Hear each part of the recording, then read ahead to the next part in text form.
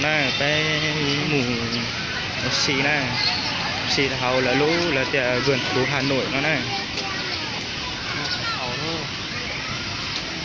cái này mà chống cơ liền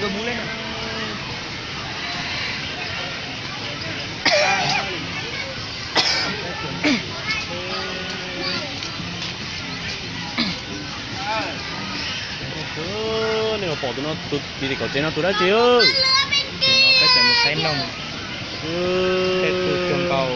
thế trồng cầu chỗ đã chỉ đấu tí do nông ra đó đúng không cơ thì mà nó để rồi đó là xả sai đi à giờ thì nên xả sai mà cái cổng đầu của nhau trong nó nữa nó làm đi việc trong này cơ mà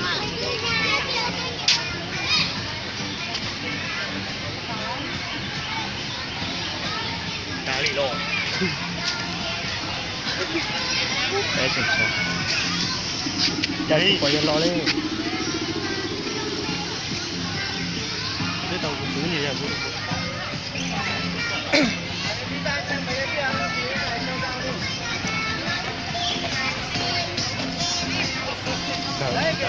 không hành như là đó.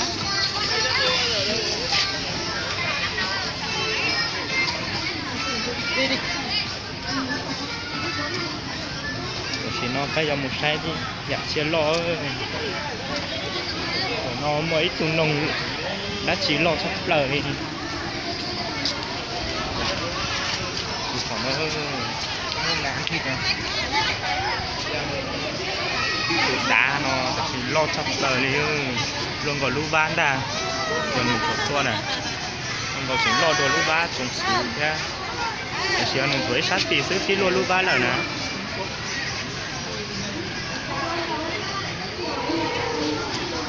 lo tất ta đi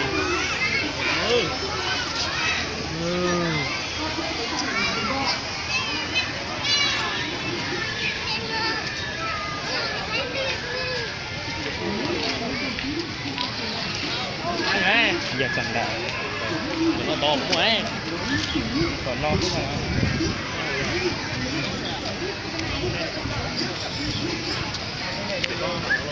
thôi là cho pha mà rộng xí cơ đi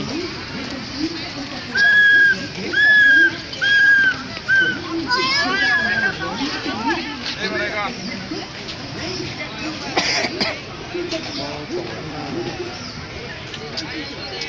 thế rồi đây là một chỗ động vật nó phải ra đó nhà chó sư ra con lưới à chiếu phim hả ở đây đọc sách đã mang đến cho quý khán giả và các bạn những hiệu ứng hình ảnh có 102. Xin trân trọng thông báo kính mời quý khán giả và các bạn hãy đến với phòng chiếu phim 6D lưu động hiện đại. Xin trân trọng thông báo kính mời. về chưa chưa đi bây giờ cái này chống cờ đi bé chạy mua xí sư tí chỉ để bé lò để bé thay đua lò lại thế này cái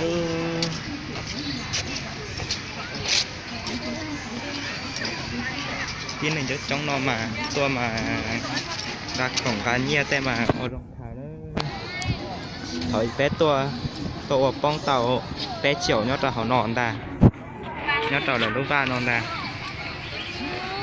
nó cho họ con ha sư để xem một tí này trong hành chỉ bao rồi là lau rồi giờ được bong nữa là nơi không dư tua mà ở trong say một tay kho sự xanh đi nó này Chơi trò chơi.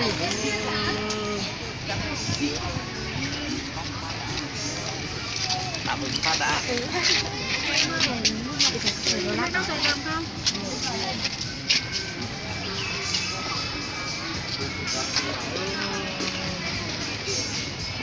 Rồi đi nhanh đi chơi đi nào. Có đâu cái đời.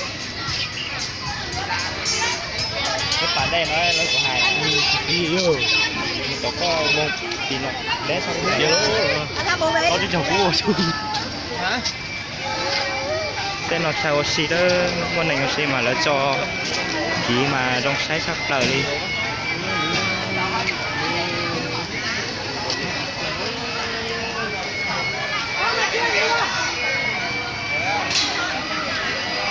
tên nó mới dọc xuống kia xứ chỉ mong kia không mà chờ hành đi chở mua tụ của lò dù cô dân chỉ bao lên nữa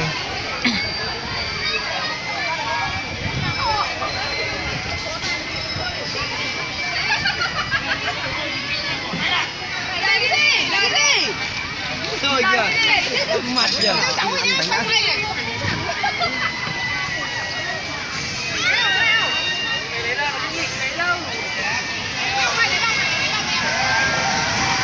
rồi nó tới giờ mình sai để chiến lò lên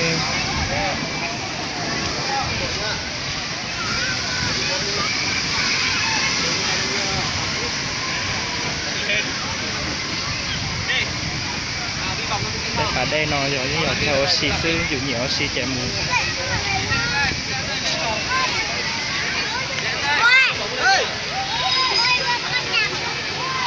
chẳng bông họ nói như giờ oxy xuống là lên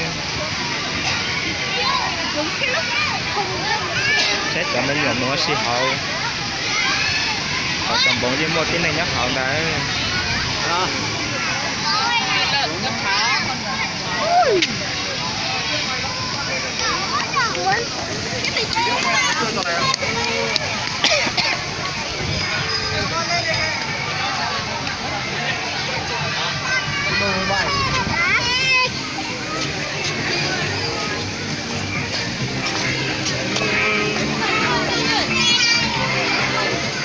Vào dễ đánh này.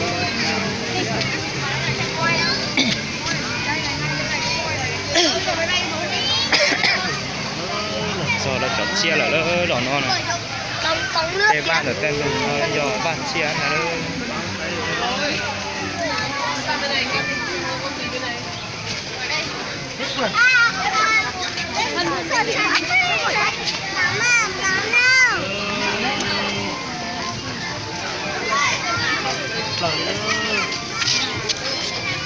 cái này mà chống cờ đi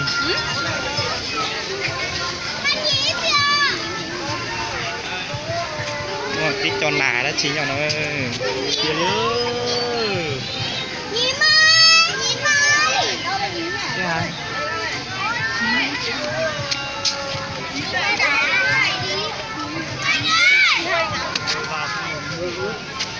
không rơi được cái răng gai lên luôn.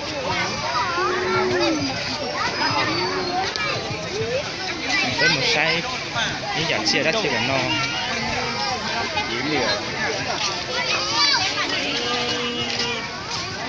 đấy giờ đã chí ra đến gần đi chụp ảnh tụi nó cũng chỉ có tên giờ đã chí tới đầu này giọt to này họ phải tùng ở chống cơ thì nó phải tới bé là cứ phải lù bé nó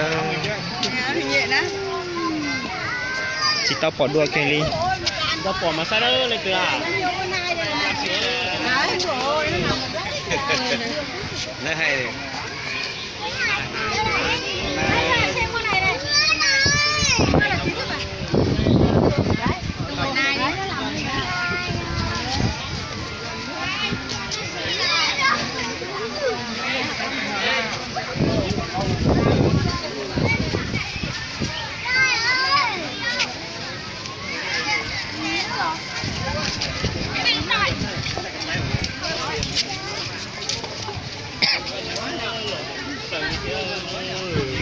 Nhím đâu.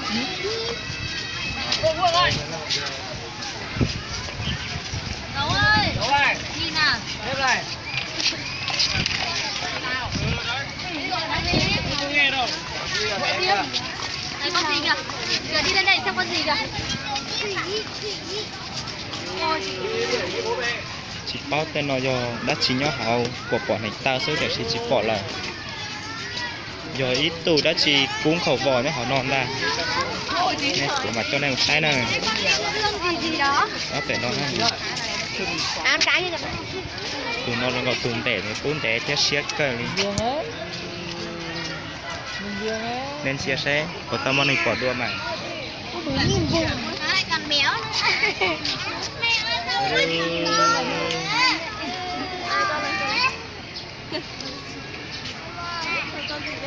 đâu sai nó đúng không một lư đó tụi nó bây giờ tụi cô nào bỏ tao nhân tàu thế à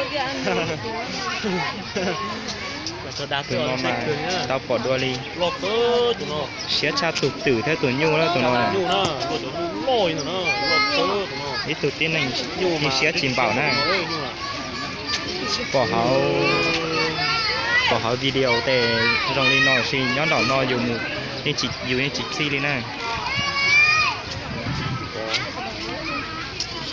siêu đẹp thế này.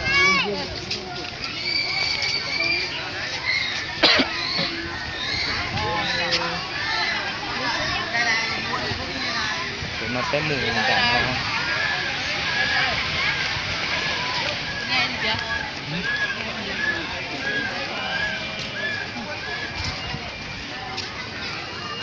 Màu bỏ răng chín.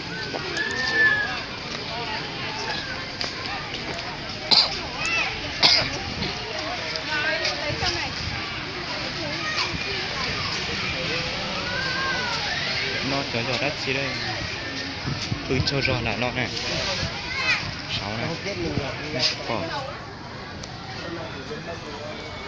không đúng đúng đỡ nó này tụi tôi có tụm ma mà có cho nó được đất gì là kia nhá la hồ tiêu còn cày mực nó này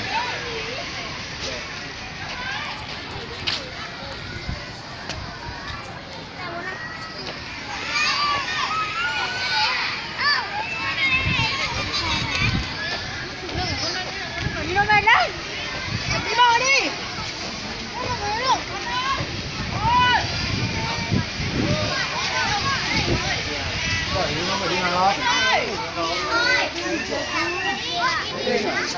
Đâu mà nó ăn cái chiếu buổi đâu rồi. tụi nó cái đầu nó một cả họ khó là chỉ tao nè chỉ bỏ nè còn mình tại tôi mà sai bỏ nè nên đừng cá khó mà bé chỉ bỏ đi á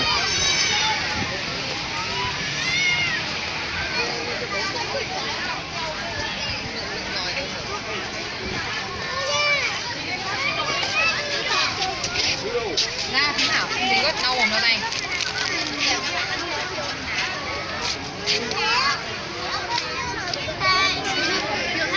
thế tụi nó giờ đã chí Đeo lên à. nhất chí thì hiệu sau nó đang là hồ lì thế là cái mong thì cái mong hồ thì mỏ lư cu nó này Đấy nè. mà mẹ mẹ nó cũng bẻ chứ Cầm cho nó mất đấy. rồi chỉ luôn chọn bẻ lo chọn bẻ mẹ mà chỉ luôn Này là cầm tay đi, đừng thò tay vào.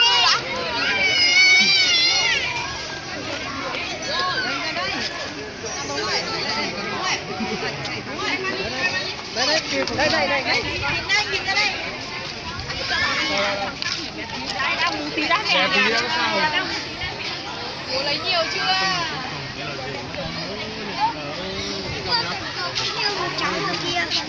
cho tết cho nó mà lo dậy cơ đi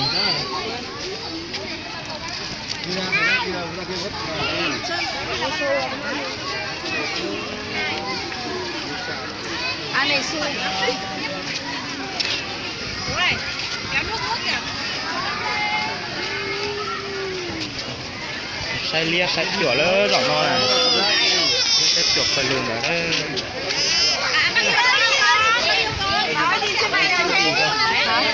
Chưa tỏi chưa. cho tỏi luôn đấy rồi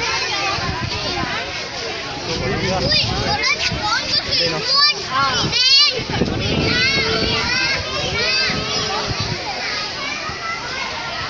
hai tụi kia nữa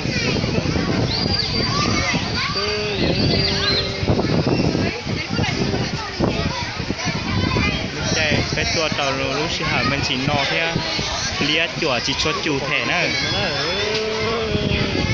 con hướng đợi bé tua mà sẽ chắn đu mà chủ cơ thì nó thế đu mình chỉ có lon nà lia cái chuột chỉ chuột chủ thể nữa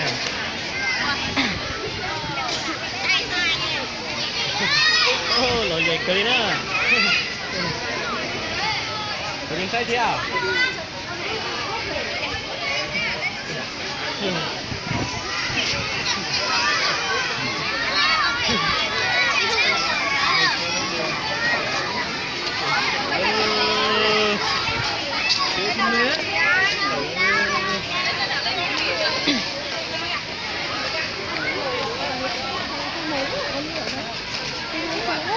tay nó mới cho nành tới này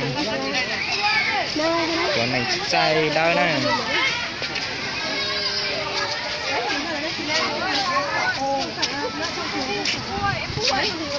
Khả thiết xem.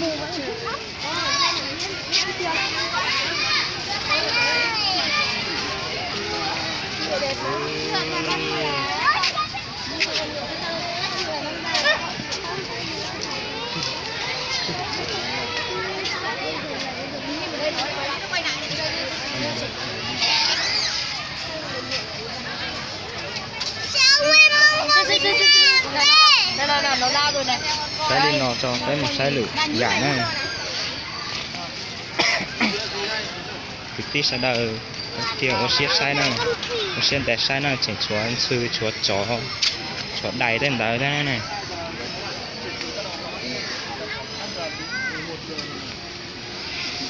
đây nó tôi nói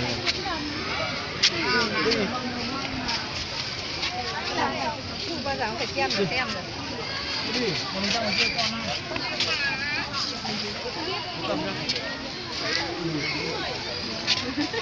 Không hiểm á. Đi kêu đi về con bún. Đưa ra đây con. Đây con na.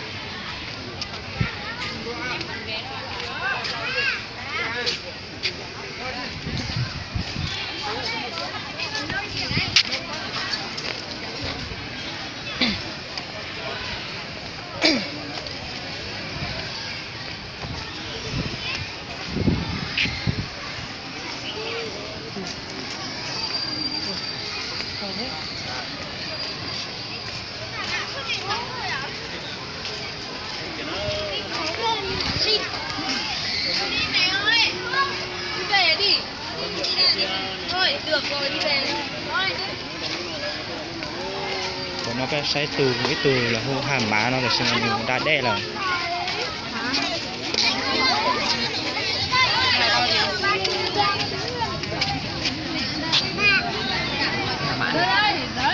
Đây, đứng đây, có đứng đây. nhưng mà bạn đây là nó chỉ ở đây Đánh sát vào kia rồi. Bạn đi hơn còn nên được.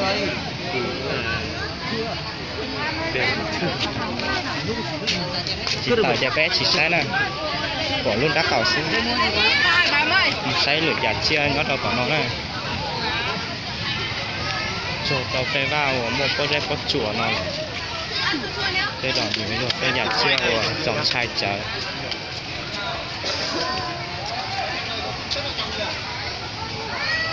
chỉ bỏ đắt chi cho lính này để nó mà nó chơi cho chó nó ra thì sao thế đó mình bảo khó là ô tết chế nó chuột khó chua mình bảo đó khó là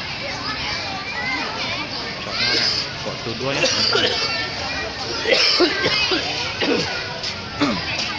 chỉ bỏ cái đó mình bảo khó là nè quả này tao thế này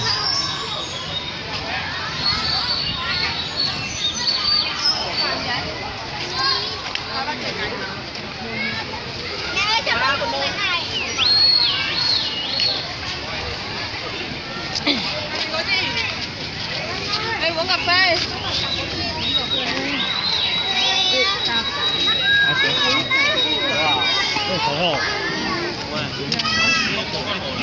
sao cầm cái đó chỉ nó sáu này cái chó nó là hay này Trên đây có con nước thôi, không có hổ đâu. Hay có nước hổ thôi, có nước hổ.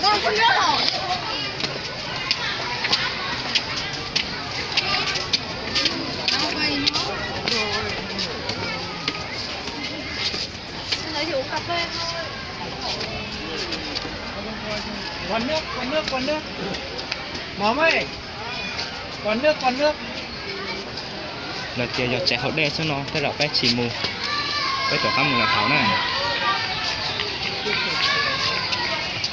cái chỗ cắm thì là hảo thế này Mới chưa, đi từ lối thang con hổ mua tiền cậu đào đúng không? cậu có học cò rồi mà sẽ hỏi mà tôiเขาตักกินเขาบอกแกแล้วตัวปุ้นนอมาbỏ lên nữa đây bỏ chó này tụi nó cho chó thì tia nữa đỏ nó thì tia nữa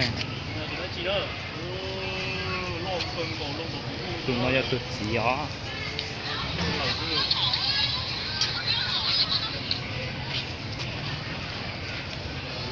tụi nó mà xin cầu tụt thắn nành nữa này